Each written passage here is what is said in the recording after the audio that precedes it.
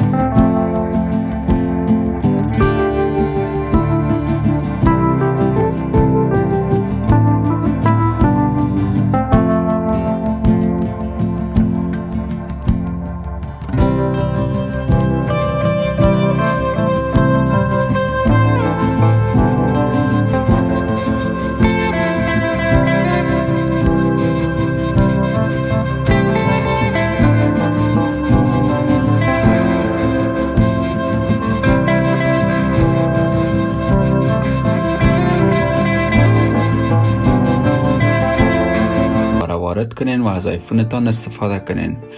بعض مواقع زمانی که شما ریستور میکنین و ریستور خلاص میشه، اپدیت خلاص میشه، شما همین اسکرین میبینین یا تمام چیز خلاص میشه. زمانی که تلفنتان آن میکنین همون صفحه میه که همون صفحه را قبلا دیده بودین آیفون unavailable.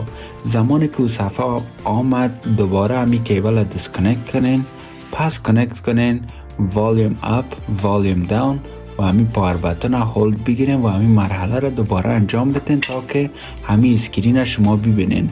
اگر احیانا دوباره انجام دادین و همین اسکرین ندیدین، کسایی که در خارج است میتونه که در اپل استور برین برای شما فری ریستور میکنه.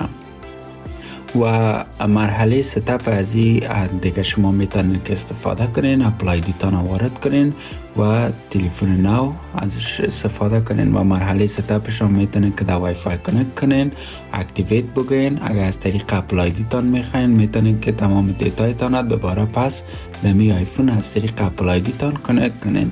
و این بود مرحله چگونه میتونین دیتای خود ریستور کنین یا همون زمان که آیفون unavailable باشه دوباره او را آیفونتان به مثل حال که هست ریستور کنین دیتایتان. تشکر از اینکه ویدیو ما را دیدین. امیدوار هستم که هر جای باشین جور و صحتمند باشین و از گزند روزگار در امان باشین. اگر ویدیو را لایک، کامنت و شیر کنین، جهان سپاس. الله یار و نگهدارتان.